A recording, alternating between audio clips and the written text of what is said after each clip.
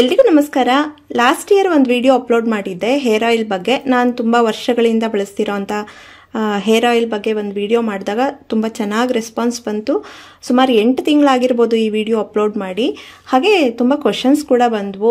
ನೀವು ಯಾವ ಶಾಂಪೂ ಬಳಸ್ತೀರಾ ಹೇಳಿ, ಹಾಗೆ ಹೇರ್ ವಾಶ್ಗೆ ಯಾವ ಸಿಗೆ ಪುಡಿ ಬಳಸ್ತೀರಾ ಹೇಳಿ, ಹೇಗೆ ಮಾಡ್ಕೊತೀರಾ ಹೇಳಿ ಅಂತೇಳಿ ಚಿಕ್ಕದಾಗಿ ವಿಡಿಯೋ ಮಾಡೋಣ, ಜೊತೆಗೆ ಚಿಕ್ಕ ಚಿಕ್ಕ ಟಿಪ್ಸ್ನ ಕೊಡೋಣ ಅಂತ ಈ ವಿಡಿಯೋ ಮಾಡ್ತಾ ಇದ್ದೀನಿ.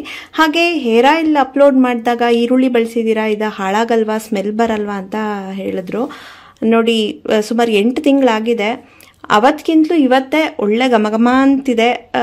ಅದು ಏನು ಒಂಚೂರು ಹಾಳಾಗಲ್ಲ, ವರ್ಷ ಇಟ್ಟರು ಏನೂ ಆಗಲ್ಲ. ಸೊ ನಾನು ಸುಮಾರು ವರ್ಷಗಳಿಂದ ಬಳಸ್ತಾ ಇದ್ದೀನಿ. ಇದೇ ಥರನೇ ನಾನು ಹೇರ್ ಆಯಿಲಲ್ಲಿ ಯಾವ ಥರ ನಾನು ಕುದಿಸುವಾಗ ಹೇಳಿದ್ದೀನಿ, ಎಷ್ಟೆಷ್ಟೊತ್ತು ಕುದಿಸ್ಬೇಕು, ಹೇಗೆ ಕುದಿಸ್ಬೇಕು ಅಂತ ಹೇಳಿದ್ದೀನಿ. ಅದೇ ಥರ ಮಾಡ್ಕೊತು ಅಂತಂದರೆ ಒಂಚೂರು ಎಣ್ಣೆ ಹಾಳಾಗಲ್ಲ, ನ್ಯಾಚುರಲ್ ಆಗಿರುತ್ತೆ. ಹಾಗೆ ಕೂದಲು ಕೂಡ ದಟ್ಟವಾಗಿ ಚೆನ್ನಾಗಿ ಬೆಳೆಯುತ್ತೆ, ಆರೋಗ್ಯವಾಗಿ ಬೆಳೆಯುತ್ತೆ.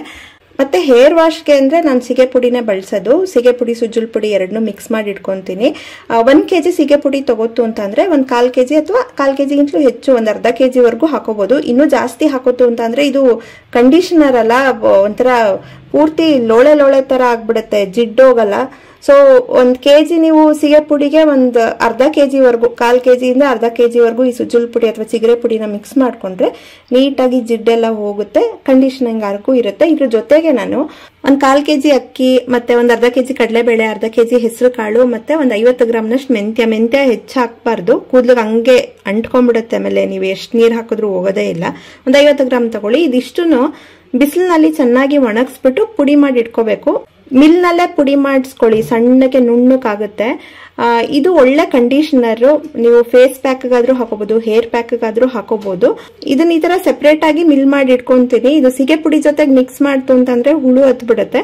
ಸೊ ನಿಮ್ಗೆ ಎಷ್ಟು ಬೇಕು ಅಷ್ಟನ್ನು ಮಾಡಿ ಇಟ್ಕೋಬಹುದು. ನುಣ್ಣಕ್ಕೆ ಈ ತರ ಪುಡಿ ಮಾಡಿಸ್ಕೊಂಡು ಸ್ನಾನ ಮಾಡೋಕ್ಕಿಂತ ಮುಂಚೆನೆ ಸ್ವಲ್ಪ ಒಂದು ಬಟ್ಲಿಗೆ 1 ಟೇಬಲ್ ಸ್ಪೂನ್ ಅಷ್ಟು ಹಾಕಿ ನೀರು ಹಾಕಿಟ್ರೆ, ಸಿಗೆ ಪುಡಿ ಎಲ್ಲ ಹಾಕಿ ಕೂದಲೆಲ್ಲ ಕ್ಲೀನ್ ಮಾಡ್ಕೊಂಡ್ಮೇಲೆ ಕೊನೆಯಲ್ಲಿ ಇದನ್ನ ಹಾಕೊಂಡು ಒಂದು 5 ನಿಮಿಷ ಬಿಟ್ಟು ಸ್ನಾನ ಮಾಡಿದ್ರೆ ಒಂಥರ ಕಂಡೀಷನಿಂಗ್ ಆಗಿ ಶಾಂಪೂ ಕೆಲಸ ಮಾಡುತ್ತೆ ಇದು.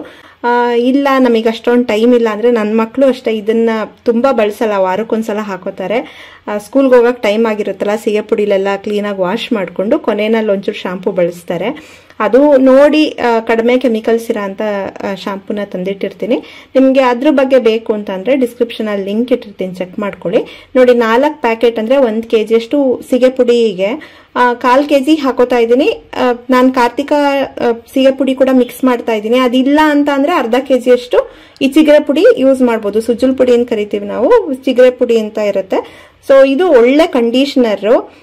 ತುಂಬಾ ಹಾಕೋತು ಅಂತಂದ್ರೆ ಜಿಡ್ಡು ಹೋಗಲ್ಲ ಕೂದಲಲ್ಲಿ. ಸೊ ಸಿಗೆ ಪುಡಿಗೆ ಕರೆಕ್ಟಾಗಿ ಕಾಂಪನ್ಸೇಟ್ ಆಗಂಗೆ ಹಾಕೊಳ್ಳಿ. ಇದು ಕಾರ್ತಿಕ ಸಿಗೆ ಪುಡಿ ಸ್ವಲ್ಪ ನೊರೆ ಚೆನ್ನಾಗಿ ಬರುತ್ತೆ, ಜಿಡ್ ಚೆನ್ನಾಗಿ ಹೋಗುತ್ತೆ. ಸೊ ಒಂದು 5 ಪ್ಯಾಕೆಟ್ 10 ರೂಪಾಯಿದ ಒಂದು 5 ಪ್ಯಾಕೆಟ್ ಮಿಕ್ಸ್ ಮಾಡ್ಕೊಂಡಿದ್ದೀನಿ.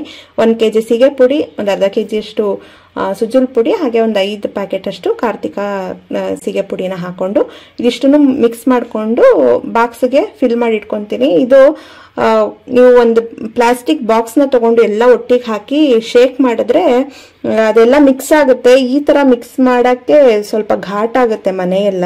ಸೊ ನಾನು ತೋರ್ಸಕ್ಕೆ ವಿಡಿಯೋದಲ್ಲಿ ಅಂತ ಈ ತರ ಮಿಕ್ಸ್ ಮಾಡ್ತಾ ಇರೋದು. ಒಬ್ರಿಗೆ 1 ಟೇಬಲ್ ಸ್ಪೂನ್ ಅಷ್ಟು ಸಿಗೆ ಪುಡಿ ಸಾಕಾಗುತ್ತೆ. ಇದು ಹೆಂಗೆ ಅಂದ್ರೆ, ನೀವು ನೀರು ಹಾಕಿ ಚೆನ್ನಾಗಿ ಮಿಕ್ಸ್ ಮಾಡಿ ಇಟ್ಕೊಂಡು ನೆನಿಬೇಕು.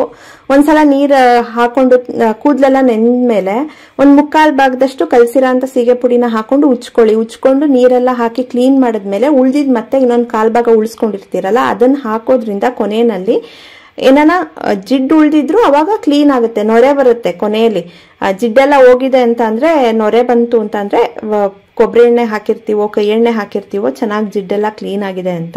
ನನಗೆ ಅದೇನೋ ಶಾಂಪೂ ಅಡ್ಜಸ್ಟೇ ಆಗಲ್ಲ. ಶಾಂಪೂ ಹಾಕೊಂಡು ಸ್ನಾನ ಮಾಡಿದ್ರೆ ಜಿಬ್ ಅನ್ಸ್ತಿರುತ್ತೆ, ಕೂದಲೆಲ್ಲ ಇನ್ನೂ ಕ್ಲೀನೇ ಆಗಿಲ್ವೇನೋ ಅಂತ. ಸೊ ಇದೇ ಅಭ್ಯಾಸ ಸಿಗೆ ಪುಡಿನೇ.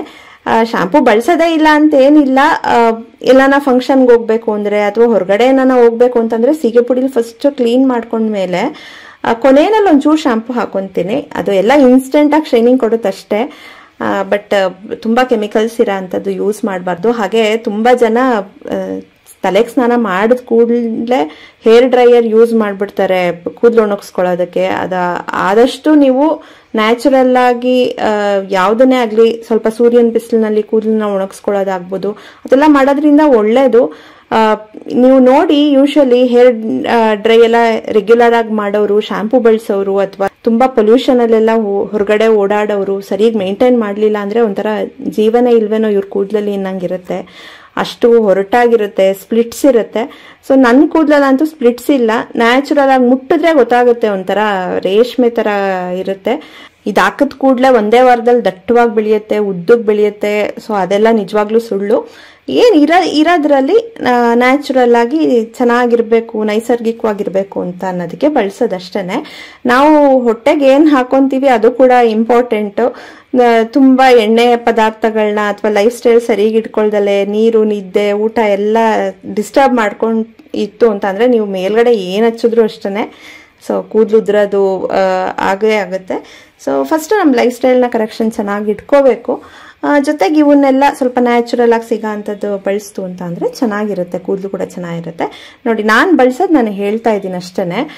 ಈ ತರ ಮಿಕ್ಸ್ ಮಾಡಿ ಇಟ್ಕೊಂಡು ಒಂದು 3/4 ಭಾಗದಷ್ಟು ಫಸ್ಟ್ ಹಾಕೊಂಡು ಕ್ಲೀನ್ ಮಾಡಿ ಉಳಿದಿದ್ದ 1/4 ಭಾಗ ಹಾಕೊಳ್ಳಿ. ನಾನು ವಾರಕ್ಕೆ 2 ಸಲ ಎಣ್ಣೆ ಹಚ್ಕೊಂಡು ಇದೇ ತರ ಸೀಗೆ ಪುಡಿ ಹಾಕೊಂಡೆ ಸ್ನಾನ ಮಾಡೋದು. ಅದಾದ್ಮೇಲೆ ನಾನು ಕಡಲೆಬೇಳೆ ಇದೆಲ್ಲ ಹೆಸರು ಕಾಳೆಲ್ಲ ಪುಡಿ ಮಾಡ್ಕೊಂಡಿರ್ತೀನಲ್ಲ ಅದನ್ನ ಕೂಡ ಒಂದು 5 ನಿಮಿಷ ಹಚ್ಕೋತೀನಿ. ಸೀಗೆ ಪುಡಿಲೆಲ್ಲ ತಿಕ್ಕದ್ಮೇಲೆ ಒಂದು 5 ನಿಮಿಷ ಅದನ್ನ ಹಚ್ಕೊಂಡು ಆಮೇಲೆ ನೀರ್ ಹಾಕೊಂಡು ನೀಟಾಗಿ ಕ್ಲೀನ್ ಮಾಡ್ತು ಅಂತ ಅಂದ್ರೆ ಒಂಥರ ನ್ಯಾಚುರಲ್ ಕಂಡೀಷನರ್ ಅದು. ನೀವು ಅದಕ್ಕೇನೆ ಸ್ವಲ್ಪ ಬೇವಿನ ಸೊಪ್ಪು, ಹೊಂಗೆ ಮರದ ಎಲೆಗಳಿರುತ್ತಲ್ಲ ಅದು, ಮತ್ತೆ ನಿಂಬೆ ಗಿಡದ ಎಲೆಗಳು ಅದನ್ನೆಲ್ಲ ಪುಡಿ ಮಾಡಿ ಇಟ್ಕೋಬಹುದು. ನಾನು ಮಾಡ್ತಾ ಇದ್ದೆ, ಅದನ್ನೆಲ್ಲ ಚೆನ್ನಾಗಿ ತೊಳೆದು ನೆರಳಲ್ಲೇ ಒಣಗಿಸಿ ಪುಡಿ ಮಾಡಿ ಇಟ್ಕೊಂತಾ ಇದ್ದೆ. ಅದು ಡ್ಯಾಂಡ್ರಫ್ ತುಂಬಾ ಒಳ್ಳೇದು. ಇದ್ರ ಜೊತೆಗೇನೆ ಇದೇ ಪುಡಿ ಜೊತೆಗೇನೆ ಅದನ್ನು 1 ಸ್ಪೂನ್ ಹಾಕಿ ಮಿಕ್ಸ್ ಮಾಡ್ಕೊಂಡು ಮೊಸರು ಜೊತೆಗೆ ಹಾಕೊಂಡು ಕಲಿಸ್ಕೊಂಡು ಪ್ಯಾಕ್ ಮಾಡ್ಕೋಬಹುದು. ಅಥವಾ ಮುಖಕ್ಕೆ ಹಾಕೋಬೇಕು ಅಂತ ಅಂದ್ರೆ ಇದಕ್ಕೇನೆ ಸ್ವಲ್ಪ ಜೇನುತುಪ್ಪ, ಅರಿಶಿನ, ಹಾಲು ಅಥವಾ ಮೊಸರನ್ನ ಹಾಕೊಂಡು ಫೇಸ್ ಪ್ಯಾಕ್ ತರನ ಬಳಸ್ಬೋದು. ನ್ಯಾಚುರಲ್ ಇದೆಲ್ಲ ಒಳ್ಳೇದು. ನೋಡಿ ಈ ತರ ಮೆಂತ್ಯ ಹಾಕಿರೋದ್ರಿಂದ ಸ್ವಲ್ಪ ಚೆನ್ನಾಗಿರುತ್ತೆ, ತಂಪು. ಹೆಸರು ಕಾಳಾಗ್ಲಿ ಮೆಂತ್ಯ ಆಗ್ಲಿ ತಂಪು. ಇದಕ್ಕೇನೆ ಅನ್ನದ ಗಂಜಿ ಇರುತ್ತಲ್ಲ ಅದನ್ನ ಕೂಡ ಮಿಕ್ಸ್ ಮಾಡಿ ತಲೆಗೆ ಪ್ಯಾಕ್ ಕೂಡ ಮಾಡ್ಕೋಬಹುದು. ಅನ್ನದ ಗಂಜಿಲು ಒಳ್ಳೆ ವಿಟಮಿನ್ಸ್, ಮಿನರಲ್ಸ್ ಎಲ್ಲ ಚೆನ್ನಾಗಿರುತ್ತೆ. ಸೊ ಸಾಫ್ಟ್ ಆಗುತ್ತೆ ಕೂದಲು. ಮತ್ತೆ ಸೀಸನ್ ಅಲ್ಲಿ ನೀವು ಕಿತ್ಲೆ ಹಣ್ಣು, ಮೋಸಂಬಿ, ನಿಂಬೆ ಹಣ್ಣೆಲ್ಲ ಬಳಸ್ತೀನಿ ಅನ್ನೋದಾದ್ರೆ ಅದ್ರ ಸಿಪ್ಪೆ ಕೂಡ ಬಿಸಿಲಿನಲ್ಲಿ ಒಣಗಿಸ್ಬಿಟ್ಟು ಅದನ್ನ ಪುಡಿನ ಮಾಡ್ಕೊಂಡು ಕೂಡ ಅದನ್ನ ಕೂಡ ಈ ತರ ಹೇರ್ ಪ್ಯಾಕ್ ತರ ಮಾಡ್ಕೋಬಹುದು. ಮಾಡ್ಕೊಂತೀನಿ, ಎಲ್ಲಾದ್ನೂ ರೆಗ್ಯುಲರ್ ಆಗಿ ಮಾಡ್ಕೊಂತೀನಿ ಅಂತ ಅಲ್ಲ. ಸೊ ಇಟ್ಕೊಂಡಿರ್ತೀನಿ, ಯಾವಾಗನ ಬೇಸಿಗೆ ಗಾಲದಲ್ಲೆಲ್ಲ ಆ ತರ ಕೂಡ ಪುಡಿ ಮಾಡಿ ಇಟ್ಕೊಂತೀನಿ. ಇದಂತೂ ರೆಗ್ಯುಲರ್ ಆಗಿರುತ್ತೆ ಮನೆಯಲ್ಲಿ. ಹಾಗೆ ಅಂಟುವಾಳದ ಕಾಯಿ ಬಗ್ಗೆ ಹೇಳಲಿಲ್ಲ ಅಲ್ವಾ, ಅಂಟುವಾಳದ ಕಾಯಿನ ರಾತ್ರಿ ನೆನೆಸ್ಬಿಟ್ಟು ಒಂದು 5 ಅಥವಾ 6 ನೆನೆಸ್ಬಿಟ್ಟು ಅದನ್ನ ಕಿವುಚ್ಬಿಟ್ಟು ಅದ್ರಲ್ಲಿ ರಸ ಬರುತ್ತಲ್ಲ ಅದ್ರಲ್ಲಿ ಕೂಡ ಸೀಗೆ ಪುಡಿನ ಈ ತರ ಮಿಕ್ಸ್ ಮಾಡಿ ಹಾಕೋಬಹುದು. ನೀರ್ ಬದಲು ಅಂಟುವಾಳದ ಕಾಯಿ ರಸದಲ್ಲಿ ಸೀಗೆ ಪುಡಿನ ಮಿಕ್ಸ್ ಮಾಡಿ ಹಾಕೋಬಹುದು. ಅದು ಒಳ್ಳೆ ಕಂಡೀಷನರ್ ಆಗಿ ಕೆಲಸ ಮಾಡುತ್ತೆ. ಸೊ ನಾನ್ ಬಳಸೋ ಅಂತದ್ದು ನಾನು ನಿಮ್ಗೆ ಎಕ್ಸ್ಪ್ಲೈನ್ ಮಾಡಿದ್ದೀನಿ. ಸೊ ಈ ಟಿಪ್ಸ್ ನಿಮ್ಮೆಲ್ರಿಗೂ ಇಷ್ಟ ಆಯ್ತು ಅನ್ಕೊಂತೀನಿ. ಇಷ್ಟ ಆದ್ರೆ ಲೈಕ್ ಮಾಡಿ, ಶೇರ್ ಮಾಡಿ. ಮತ್ತಷ್ಟು ಇಂಟ್ರೆಸ್ಟಿಂಗ್ ರೆಸಿಪೀಸ್ ಹಾಗೆ ಟಿಪ್ಸ್ಗಾಗಿ ವೈಷ್ಣವಿ ಚಾನಲ್ಗೆ ಸಬ್ಸ್ಕ್ರೈಬ್ ಆಗೋದು ನೆನಪಿಡಿ. Thank you.